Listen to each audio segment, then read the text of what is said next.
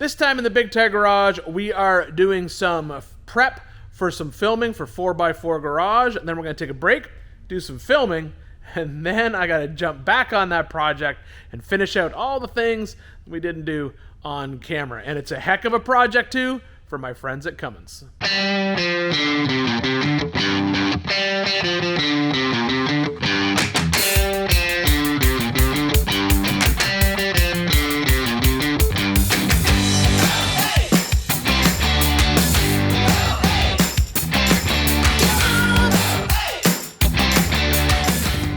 So another one of our weekly, I guess I don't know if they're coming out weekly or not. I can't remember now. Another one of our updates from the shop. This week, got a bunch going on. So I finished filming on the Comanche. We got that all taken care of. That episode's basically out to edit right now. Finished off this whole back section, this cool spare tire carrier. All that kind of junk is in there. Got the new floor. And the next thing I need to film on it is underneath the hood. I'm actually going to do some cool bead roll panels in here. Yes, that's where the radiator is going to go, and yes, that's the angle that it's going to be on. I got something pretty cool happening with that, but it actually has to come off the lift here shortly because we have to film on this side of the studio with 4x4 Garage. Christian's coming in next week to basically knock out episode number 2 on this Comanche Jeep. It's a Comanche Jeep and a Ram truck build. The Ram truck's going to come in a little bit later, but right now we're working on the Comanche Jeep. So I got to go ahead and get pretty much everything done. I don't know if this has aired yet on Motortrend, but basically we're back half in this TJ, turning it into an LJ using that GenRight kit. What I need to do is this is all just basically tacked together, kind of mocked up into place. It's good. It just needs to be finished welded right now. So that's what I got to do first. I basically have to get that fully welded and then work on the Barnes suspension. I got some welding to do on it as well. I got to get it kind of welded into place there. I'll probably have to break the axles loose, flip it upside down a couple of times to get that all done. Up here, originally the plan was to cut that upper shock mount off, but now I've come up with plan B because I don't like the front of this Jeep. I've decided that the best thing to do, since we've cut that much out of the back, why not cut the same amount out of the front and just do a whole new front clip on it. So I have a whole front clip coming in from Motobuilt. So that's going to be the first thing that we do on the next episode, is doing that front clip from Motobuilt and rebuilding the rear axle. The front axle we're leaving alone. This gear ratio is staying in it. So I'm going to rebuild the rear axle with new locker, ring and pinion, all that kind of stuff. And then at the same time, we'll start prepping the body for the body stretch. That'll be the next episode. So I need to basically get all the welding done on this, and then I got to move the Comanche out of the way so I can go ahead and get the body from the TJ into here. It's still a full Jeep right now, so I've got to bring the Jeep in, rip the body off, get the body on the lift, and then I'll have body over here, frame over here, because at the end of the episode we want to basically glue them back together. That's the plan at least. So right now I'm just going to do a whole bunch of welding. Oh, and I'm trying out this new, if you're a welder and you're looking for a helmet, ooh, I just cracked open my new ESAB Sentinel A60. Now this is a 40% larger viewable area inside that bad boy. And now it's got like perfect view optics. I think it's like, I don't know how they measure that, but it's like a 1-1-1-1. I don't know what that means, but I mean, it's got to be good, right? 1-1-1-1's better than 1-2-2-2. Anyway, I just run a couple beads with it. Holy cow, that's a nice helmet. So if you're looking for a helmet, I would definitely try out one of those A60s. It is BAD bad for sure. All right, so gonna cook up the Rebel here, get it all warmed up, ready to rock and roll, and right now I'm just gonna do a whole bunch of turning and burning. Back to this.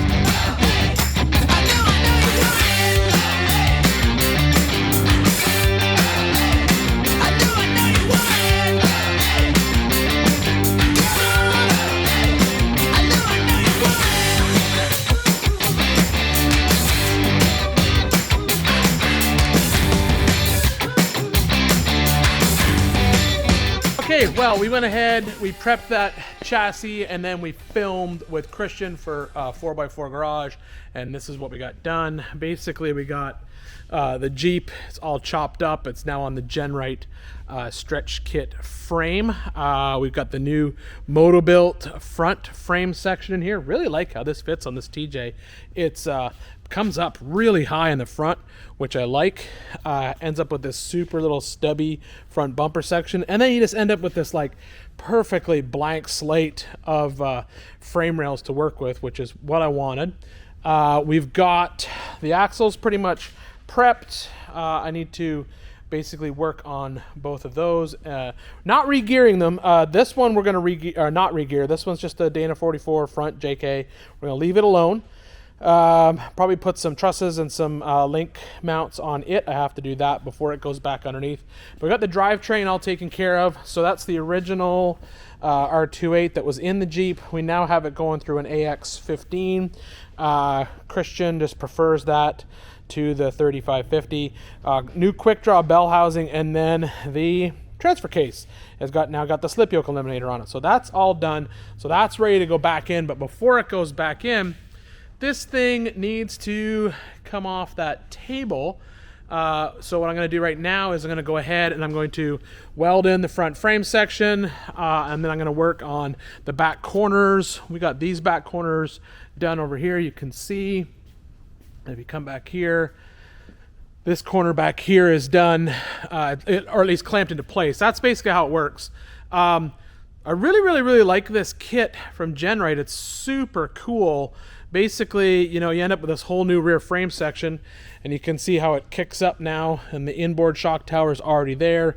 Integrates in with the rear bumper, which I really like, and then you just basically cut the body and put these quarters on, and then it comes with a whole new sheet metal interior that I'm also going to have to put in here shortly. But I really like this. I think this is possibly one of the coolest sort of like TJ to LJ conversion kits out there. I do really like it. So plan right now is to go ahead, do the welding at the front, and then just some work at the back, and then I think I'll basically then work on getting the body bolted down to the new frame, and then we can go ahead and then maybe just lift it all up as one, now that it'll be a body and frame. Oh, I'm not gonna do that because I put the body on here just to make sure everything lined up. So what I'll probably do is lift the body back up, get the frame off the table at that point. I don't know what I'm going to do. I'm going to do something, but it starts with some welding.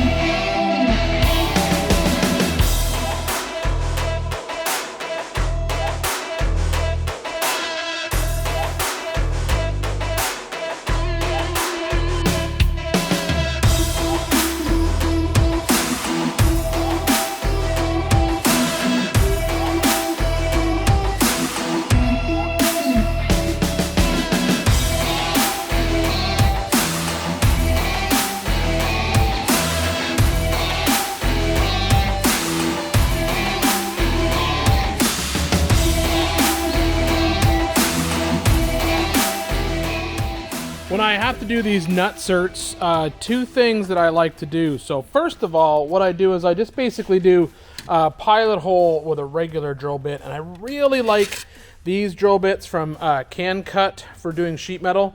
They're basically like a standard fluted drill bit, but it starts with a step bit, and I really find that they help prevent the tear out that happens.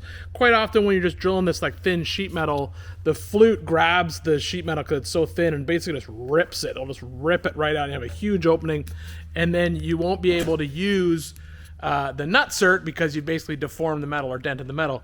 And then what I do after I have the pilot hole drilled with those, I come back with a reamer instead of a traditional drill bit. So this is a reamer, and it's designed to basically open up a hole to a new size. And that way what it does is it's basically like a long fluted cutter. And what I do is I keep putting the reamer in and keep cutting the hole until I get the right size opening. Because the nutserts, I mean, they're never the perfect size. I mean, there's a bunch of different sizes, so I don't have a reamer that's exactly this size for the nutsert. But what I'll do is I will open it up with the reamer, and that way it's just a nice, smooth, open hole, and once again, it doesn't tear out. Once I get the depth right, I mark it with some really easily visible duct tape, and that way I know that's exactly how deep I need to go in order for that nutsert to work.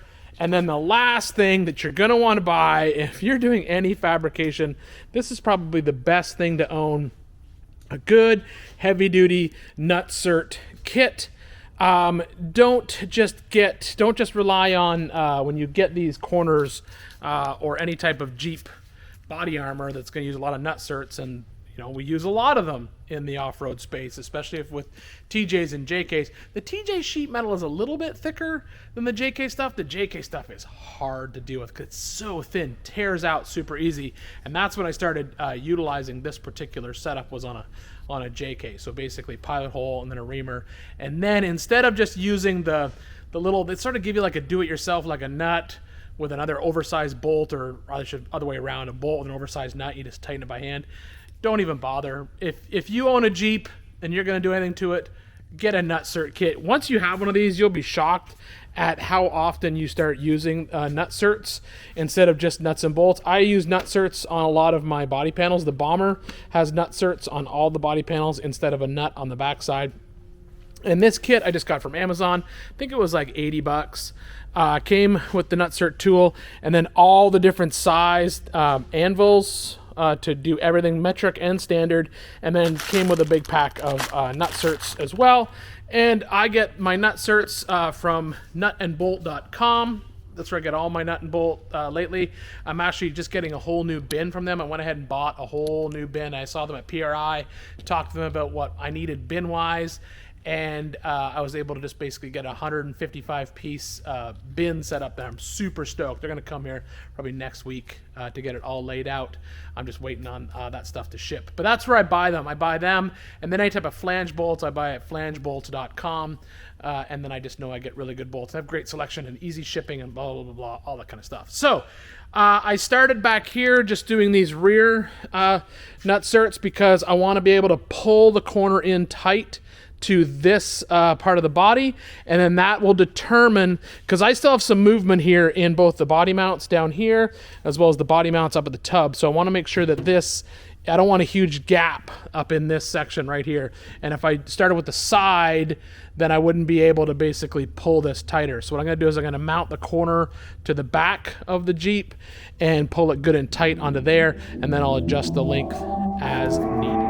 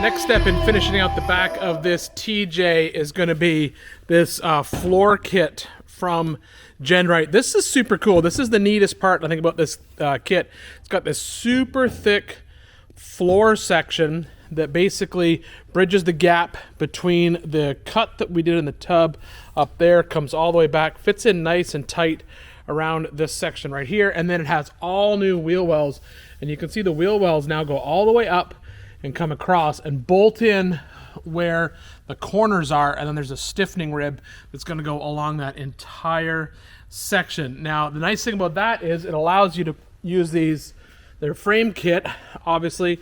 Now, instead of having these inboarded shock towers, normally if you wanted to put a tower this tall inside a TJ, you can see that factory tub, it really wouldn't clear. It'd be really close to hitting.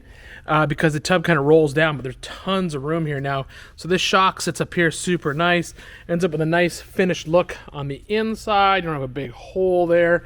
You can see the frame sections in there. I really, really, really like this kit. I can't stress enough how well thought out this kit is from Genrite to convert a TJ into an LJ. I think this is amazing. And actually, talking to Tony from Genrite, it's not just an LJ. He builds these with like 115-inch wheelbase. That's a little bit longer than an LJ. My goat built car is 110. A factory LJ is right around 103, 104. And what I'm probably going to do on this one is I've taken some initial measurements with the axles and tires and wheels that we have. I think this is going to end up right around 111, 112, somewhere in there. I can do whatever I want in the front because of that new Moto-Built frame that we got on there. This is one bad Jeep that we're putting together and giving back to Cummins. And then you've got this huge cargo section in the back now. This thing is awesome. The only thing that I got to do right now, unfortunately, is originally I had kind of hoped that I could fit all of these panels without having to take the stock cage out, but it's not looking like that's a possibility. So what I got to do now is I'm going to have to strip out all that factory cage in order to get the panel in place. And then I'll either have to reinstall the factory cage or come up with an aftermarket cage option for it. The only reason I want to reinstall the factory cage is because of the fact that that's where the factory seat belts mount, and because this is actually a vehicle owned by Cummins, I really want to leave those factory belts in place because this is technically a company car. So I'm going to do my best to basically get that stock cage back in place, and then I'll just build some new kickers off the back here. We cut the cage up here. I'll build the new kicker that comes back and comes down and drops onto the top of these panels for now. That's not a big deal because there's not going to be a rear seat in this car when it's all said and done. It's just going to be a two-seater with a whole bunch of space in the back. I really like this thing. Oh, another thing I like about this is, check this out. Genrite has this already figured out. This is, I always thought the Jeep should have done this from the factory. This is basically an access panel so you can get to the top of the fuel tank. So if you ever need to remove the fuel sending unit or the fuel pump module, you can just unbolt this panel and it just comes off, and then you have access to the fuel pump. That's super smart. Super smart. That's the one thing I honestly wish I would have done in the wagon. I guess I could add it. I thought about putting it in, but I didn't. If you remember when I helped Bleepin' Jeep build the bed for his FC, we cut a hole for that exact reason. I think that's super smart. I'm going to take a little break from working on the interior paneling on the Cummins Jeep. I just honestly just need a break from that for a minute. I went ahead and did the locker and ring gear in the rear axle on this one. So we had to re-gear the rear because it's a non-Rubicon axle. And in all honesty, when I have to do stuff like this, sometimes I just like to go ahead and do, if I'm doing a bunch of gears and they're the same axle, I like to knock them all out. Oh, look who's here. Zelda came today. Say hi, Zelda. Say hi to everybody. Oh, sniff the camera. Sniffy, sniffy, sniffy. Anyway, as I was saying, so since I just got done doing the ring gear in that, I think what I'm going to do is I'm going to throw that up on the fab table because I've got some brackets and stuff to put on it. But then in the meantime, what I'm going to do is I'm going to go ahead and rip the rear axle out of the Comanche because the front axle's already rebuilt. I did that as part of a video series a long time ago, but I never did the rear. I've got all the brackets and stuff on it. That's all done. So it's just a good time to rip that bad boy out of there, and go ahead and do the ring and pinion at the same time, and that way it's just done. I don't think I'm going to do that as part of the show, so I'm just going to knock it out, get it done. Where we are in the show we've done the interior sheet metal in the cab, we've done the bed. I've had to fill it with stuff to move it. What I'm going to be working on the next show is going to be this underneath the hood.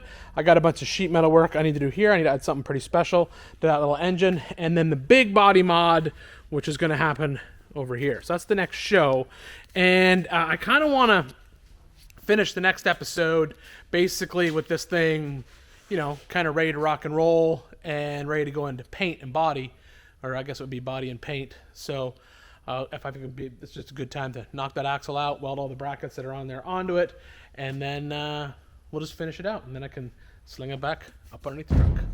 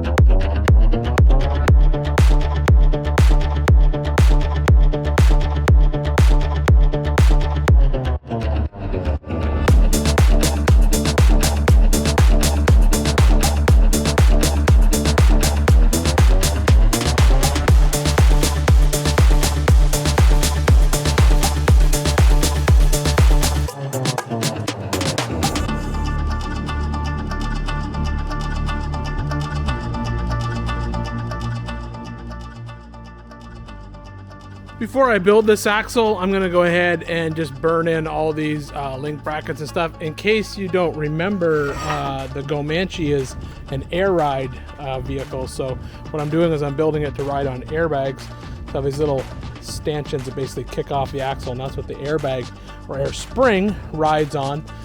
Shocks. I got a couple extra things here I got to grind down here, but then I got my Artec truss on here as well as all my Artec lower link brackets. So I'll get those all welded on. Then I will go ahead and just let this cool. Once it cools, then I can go ahead and tear it down and rebuild it like I rebuilt the one for the TJ.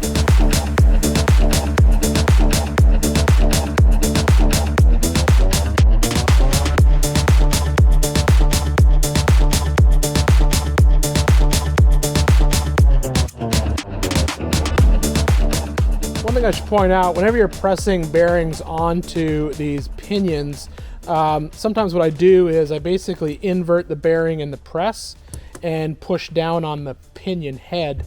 When you do that, you do need to make sure that the bearing itself, when you look at this bearing from the side, you want to make sure that the cage, this part of the bearing, does not stick out past the actual race, because what can happen is when you press the bearing, if you actually start to crush this cage, it actually cause the bearing to fail. If it does stick out past that, what you can do is just use another bearing race. I keep a lot of extra bearing races around in my toolbox.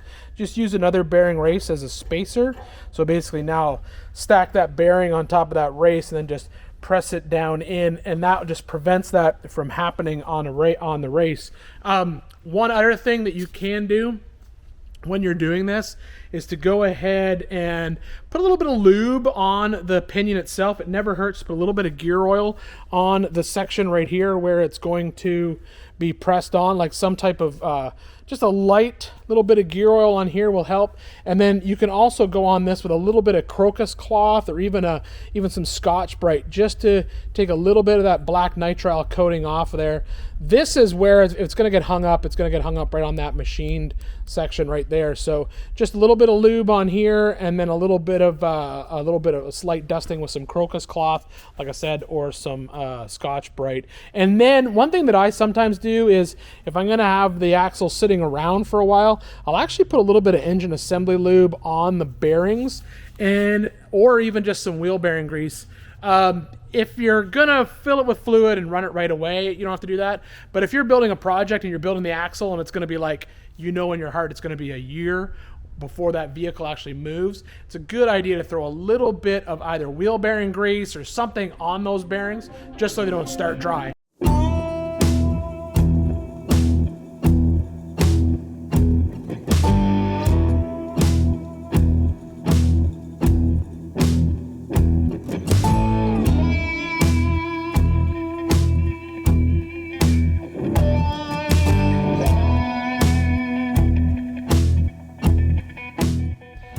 Another thing I do when I'm building these axles is I'll put a little bit of lube on this surface right here. This surface basically engages with that seal, obviously, and then seals the axle. But you don't want this to run dry. Believe it or not, the rubber on these can get hard enough if it gets hot enough and actually cut a groove in the metal. There's actually lots of cases where if this seal gets super hard over time and you dry the vehicle, actually cut a groove in this and then you'll have a leak. So what I like to do when I'm putting it together, I'll just take a little bit of lube, put it around this section, and that way when I put it all together, it has a little bit of that lube on there for initial break-in.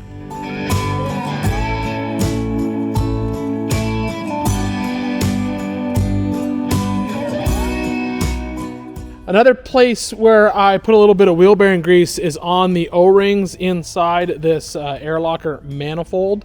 I find that it's not, I don't just want to use basically gear oil here because it can actually seep out. I find that the wheel bearing grease actually helps that locker stay lubricated, or rather that manifold and those O-rings stay lubricated over time, and helps prevent any blowouts on initial fire up. One thing to remember is on these air lockers, the shims usually go between the actual side bearing race and the manifold itself, so you have to fill up that gap right there with shims that come in your kit.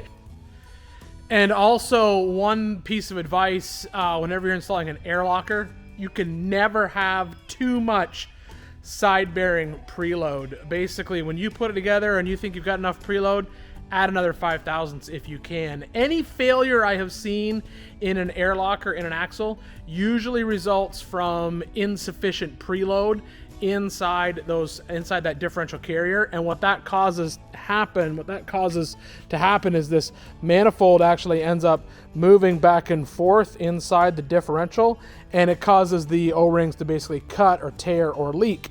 You want to get as much side bearing preload as you can on this manifold, on these bearings, and on from the other side. That way it basically pinches that air locker manifold in place and it can't turn under any load.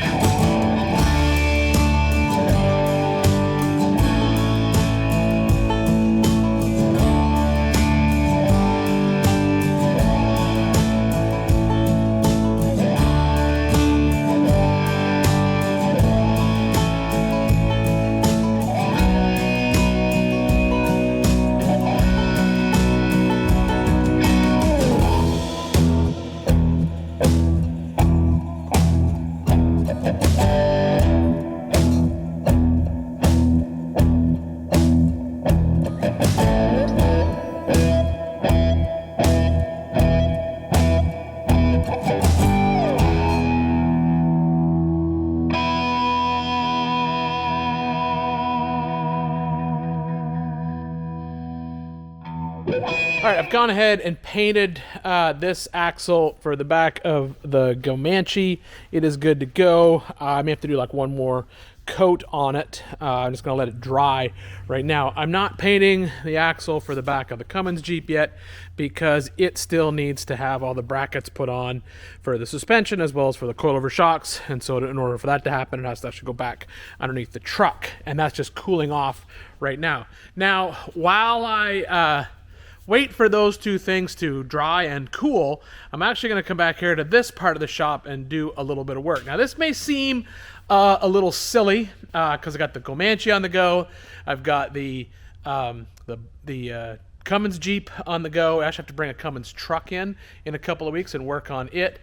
And then over here, I've got the Defender right here. And then I actually have the 715 I've got to do a couple little jobs on too. But I'm actually going to drop my big studio light, set up some cameras, and I'm actually going to start working on this bad boy right here. Now, there's a reason why I want to work on this right now. So, for those of you that don't know, this is my 1974 Volkswagen Beetle. Now, the story behind this car is that it is basically, I call it my first car. It's kind of like half of my first car. So my very first car was a 1975 VW Beetle, and it basically rotted away. It was in terrible shape. I took it apart when I was like 17 years old with this idea that I was going to restore the car. Not a good idea for a 17-year-old to try to do that up in Canada. And when I found like the third stop sign in the floor pan, I knew we're not restoring that 1975. So what I did is I took all the parts that I had bought for that 75, all the good stuff, took it off, sold it to a friend of mine who had this 1974, and then eventually when I got married, my wife actually bought this car for me, and we put it back together, and I drove it for a couple years up in Canada right after we got married. And then I decided to build the car that I've always wanted, and I started working on it, and then I got the job doing TV, and I had to leave it up in Canada. And then eventually we brought it back down here, and my son and I worked on it in the garage occasionally. We thought about making it his first car, but we decided not to. Instead, we got him a VW Jetta. Now, the reason I want to work on this car is selfish. So this year, I'm turning 50, and I bought that car, technically, that car, when I was 15. So that is 35 years ago that this Volkswagen, I call it this Volkswagen, we're just going to pretend it is, that this Volkswagen came into my life was 35 years ago. I really, really want to, in the year that I turn 50, I want to drive this car again. And there's not a lot that's keeping me from driving it. So let me show you where I'm at with it. So what I have right here is my good friend Kevin Tate's. Cool thing about this car is that is all fake patina. This car is actually in really, really good shape. There's just a little bit of rust on the inside that I'm not going to fix because I'm not going to worry about it on the inside of the quarter panel. But this car is actually in really good shape. All the rust, like this rust down here on the door, this is all fake. Kevin invented this. This is fake rust just to make it look old. This is not real. This is fake. All the rust along the bottom is fake. As a matter of fact, all the rust on top of these fenders is fake because this fender is a fiberglass fender. Now, there's a couple spots here and there where it's popping through the paint, but this car originally was British Racing green. You can see the green color on the inside of the door. So that's what color it was originally. What I've done is I now have custom air ride suspension, basically front and rear. I narrowed the beam in order to fit these American racing style wheels because I wanted this. I don't like when the Bugs have basically a really flat, like modern looking wheel. I wanted that classic hot rod look on the front, and these I wanted super deep dish in the back. So actually, I'm running a little bit narrow axle shaft. I'm running what's called a Type 3 semi-automatic axle shaft. They're a 1 inch shorter on one side of the car, so I basically put those in the back, and that basically narrowed the rear end. So I have the engine already built for it. It's a 2276. It's up on a stand up over there, and this project stalled where a lot of my projects stalled when I had to do them like this, and that was at the sheet metal stage. So what I'm at right now is, if I can open this door maybe and show you, back here, in order to get all of the suspension in here that I wanted to, I had to cut a lot of sheet metal out. And man, there's a lot of cobwebs in this car. It's a good thing spiders don't bother me. Okay, so in order to get that sheet metal in there, in order to get that car sitting as low as I wanted to, I had to cut a lot of sheet metal out. And then when it came time to put it back together, the brakes got hit because I was not very good at sheet metal work. Just part of it. The good news is that nowadays I feel a lot more confident doing sheet metal work, and I really do think it's time to start working on this car again. So what I'm going to do right now is I'm going to clean off one of these shelves. As I said before, I like to use these shelves to organize all my projects. I'm going to clean off some of the shelf space, get everything that's inside of the car out of the car, so I can just sort of catalog everything that I have, figure out what I've got. I'll move the engine back here, and then I'm going to drop my super big hexagon light that we use. That's that light up there. I don't know if you can see it. That's the light that we use when we shoot, when we used to shoot Carcraft TV in this part of the shop. If you haven't watched any of those Carcraft TV episodes, you really, really should. I think they did a really good job on those episodes. But that's what I'm going to do. I'm going to set this out, pull it up. I'm going to try and knock out maybe a 3 to 4 episode build series on this car. I desperately want to finish this car and drive it. I have to do it. In my heart of hearts, I got to get it done. I think it's going to be super cool. And to be able to drive that thing 35 years later is going to feel so good. So, and also one of the first things I got to do to it is, I couldn't say no to this. My friends at Legacy Sunroofs, it's the same company that made the sunroof for the wagon. Originally, I was not going to put a folding rag top in this car, but man, after having that folding rag top in my wagon, I love it. It's so cool. This bug's getting a folding rag top, so I ordered one of those kits from them. So, as I said before, plan A, clean it up, get everything out, organize it, catalog everything, and then I can start working on that. I'm excited. I don't know if you can tell through this video, but I'm super excited to finally work on this car again, even though it makes no sense to start on it right now because I've got other projects on the go. But that car is going to make my heart feel whole working on it again, and a 35-year gap is about to be closed up, and we're going to work on the bug.